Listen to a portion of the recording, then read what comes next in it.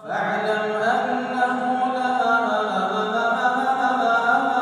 إله إلا الله.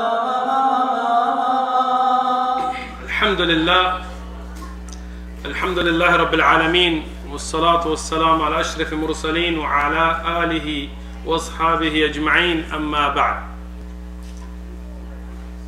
So in describing the Salah of Rasulullah sallallahu alayhi wasallam, we reach a point where we have made 2 rak'ah from the rak'at of Salah.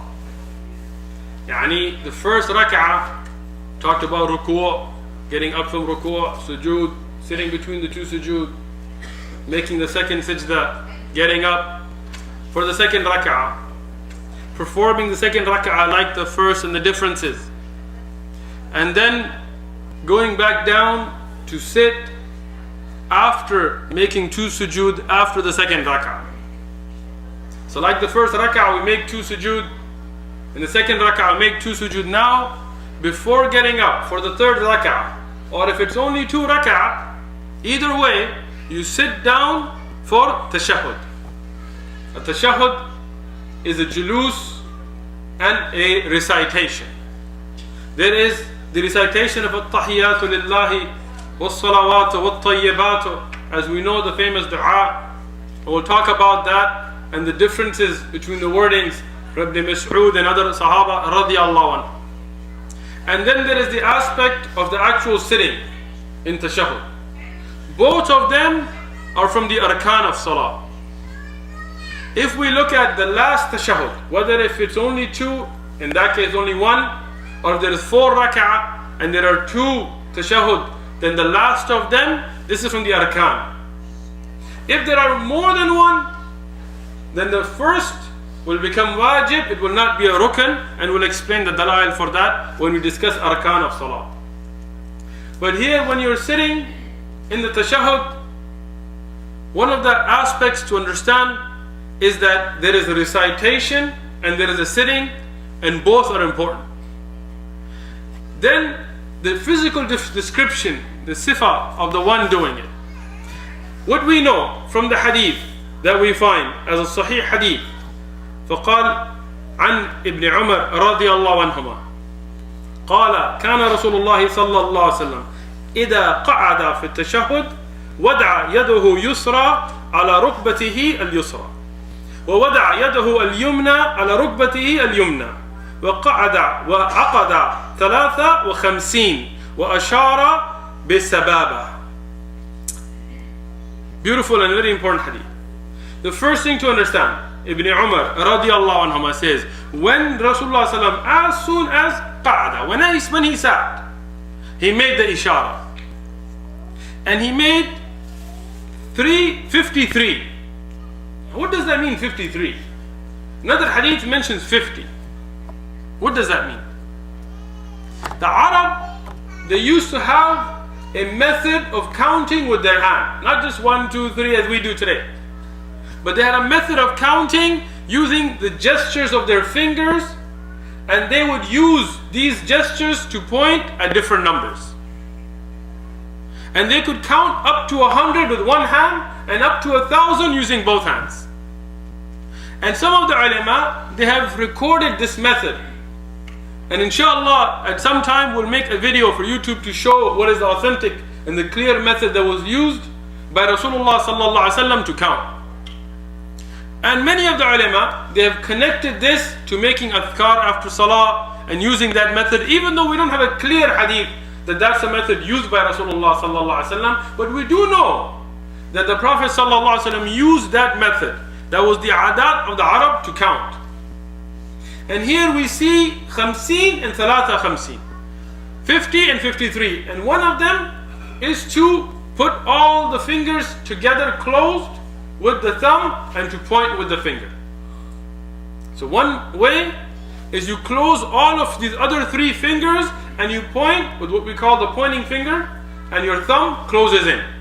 And you put that on your right thigh above your knee, and you put your left hand flat on your left thigh. And this is one way. The other way, which is also in Sahih Hadith, is to make halaqa. To make a circle with your middle finger and your thumb, and close the other two fingers and to point with your pointing finger. See the difference? One way, you close all of them. In the other way, you make a circle with the middle and the thumb. Both of these ways are in Sahih Ahadith. There is no problem with doing either one. Either way, you can point. And this is what we know from clear Sahih Ahadith.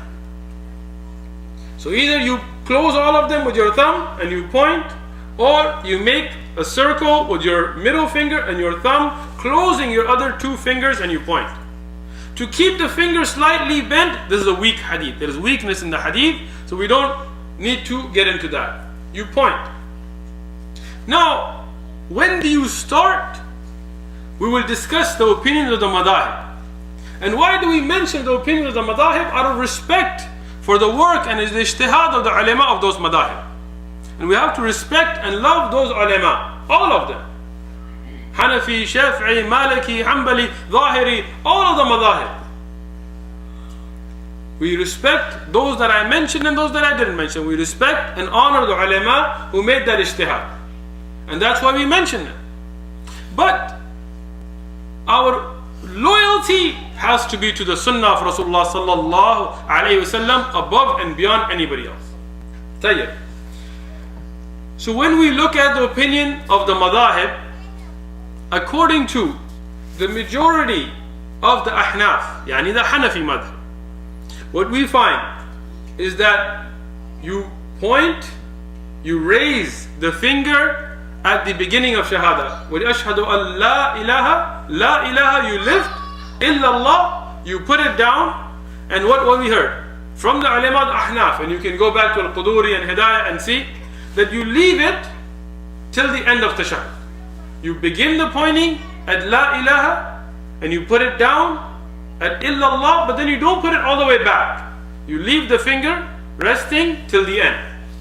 And this is the opinion of the Ahnaf, and Mullah Liqari rahmatullah alayhi, he wrote an entire risala on this issue and he presented the dalail as well.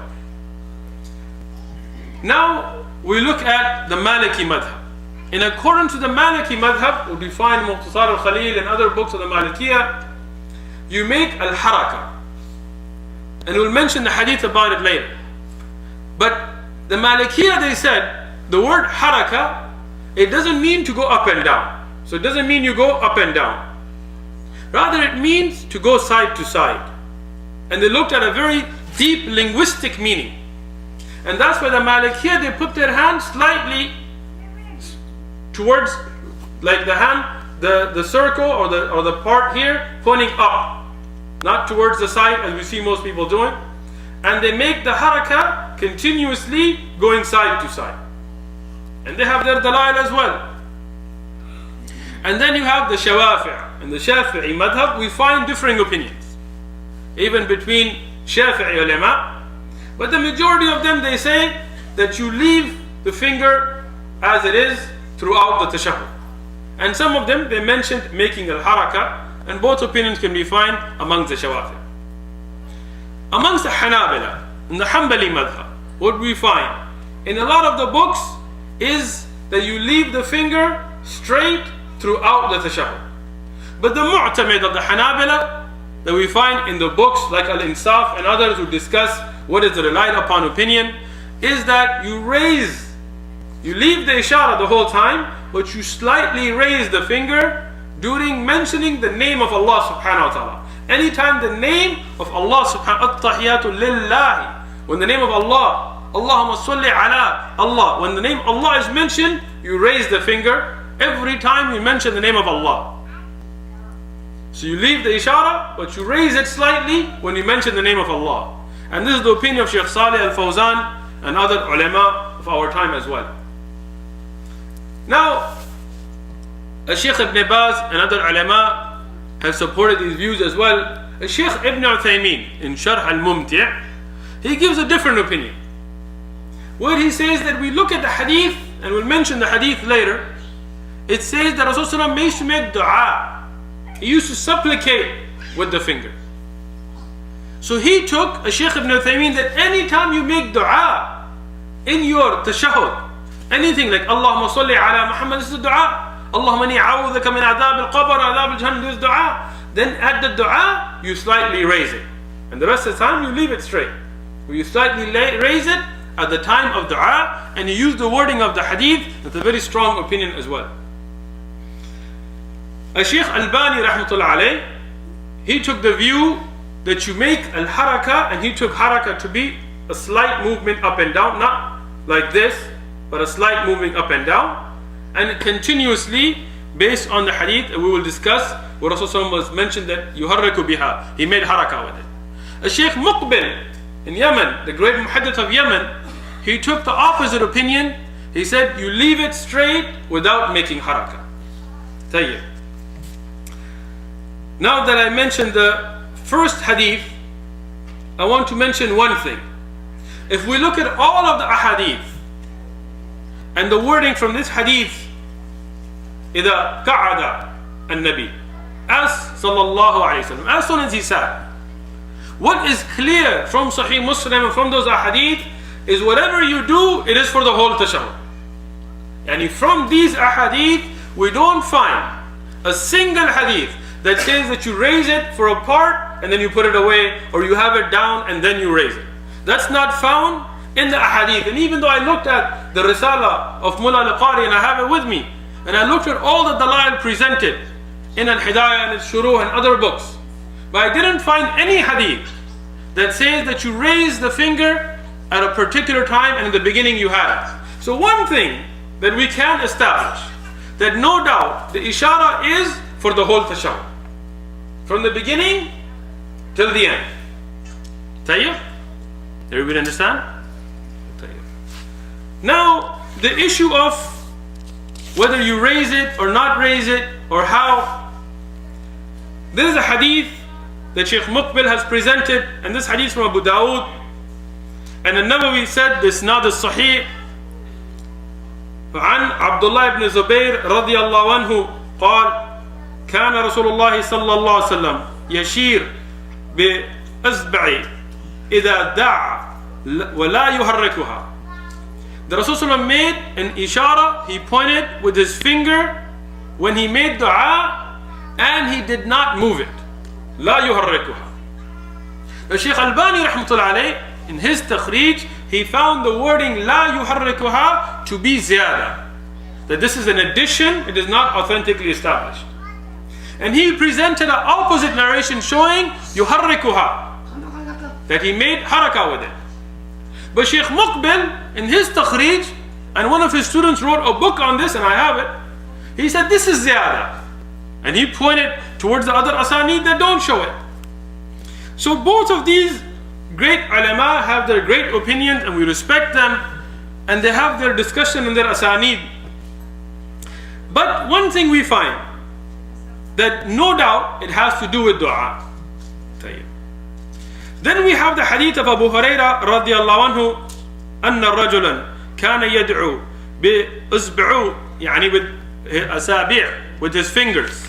A man who was making dua in tashahhud with multiple fingers.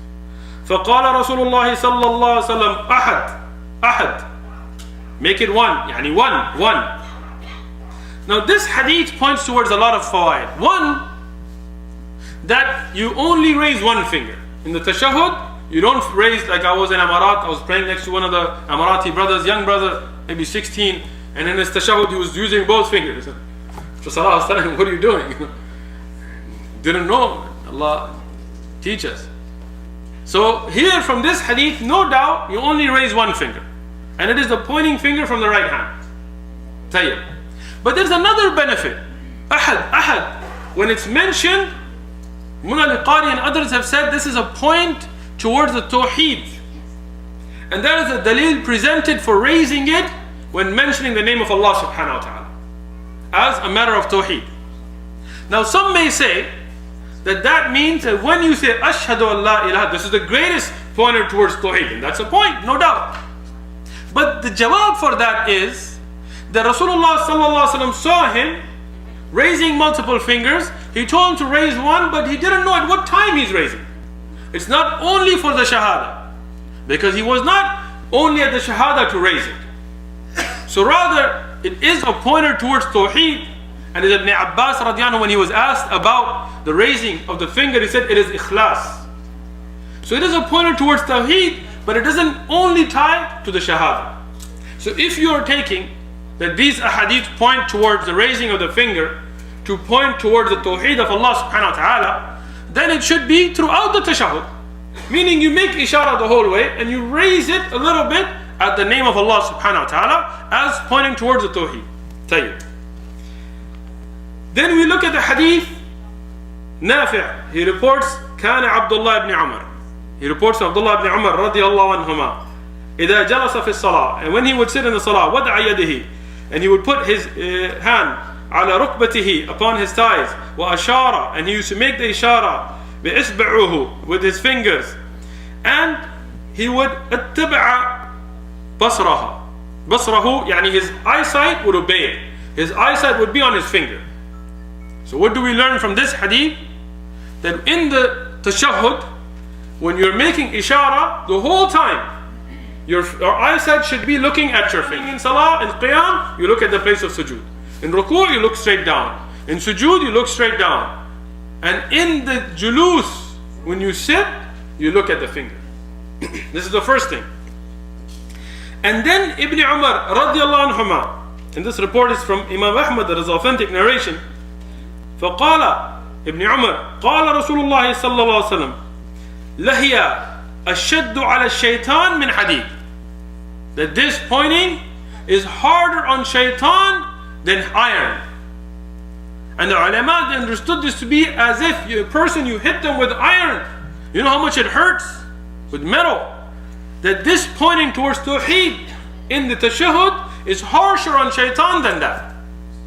And that's why shaitan works very hard to try to get the Muslims to forget it. You go to some countries, they don't do it at all, because it's hard on shaitan, so he wants you to leave it. In some countries, in some villages, if you do it, they look at you weird, they get upset with you, they want to beat you, because shaitan has tricked them. Even though all the madhahib, you find the ishara.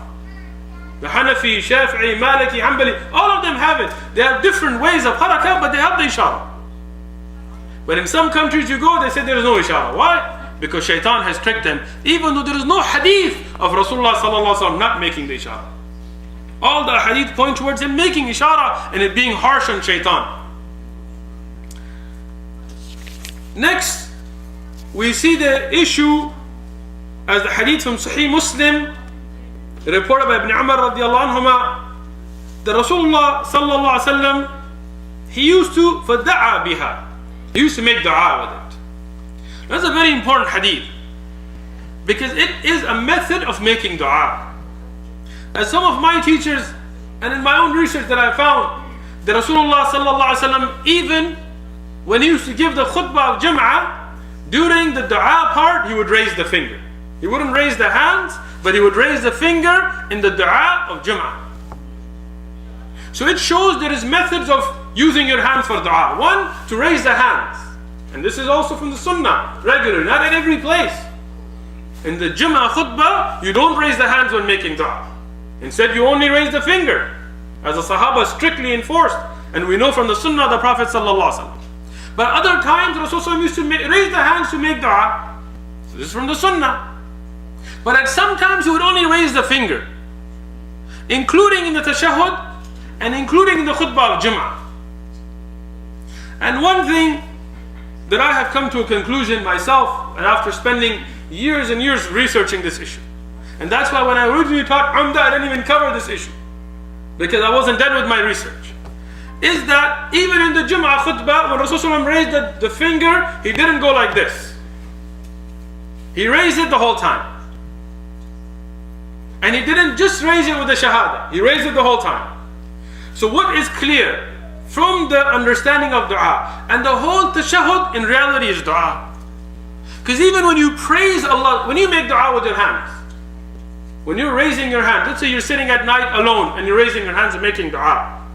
When in that dua, you're making the hamd of Allah. You're saying, oh Allah, you are Ar-Rahman, Ar-Rahim, Malik, Al-Quddus, you are, Dhul Jalali wal Ikram. When you're making that hamd, do you put your hands down? No. Even during the praise, it's a part of your dua, you leave it up. So what is clear to me from the strongest of these opinions is that you leave the finger throughout the tashahhud. And all of it is dua. And all of it is there. And as al-Bayhaqi mentions, yuharrikuha can have the meaning of just raising even. Meaning he raised Rasulullah sallallahu alaihi wasallam. And if you're going to make harakah, then the strongest opinion of that is to do it every time the name of Allah subhanahu wa ta'ala is mentioned, and every dua as a pointer towards ikhlas and tawheed. But what is clear is that you should leave the finger the whole time, the whole tashahhud. And Allah subhanahu wa ta'ala knows best. Jazakumullahu khairan. Inshallah we'll continue. إلا تنصروه فقد نصره الله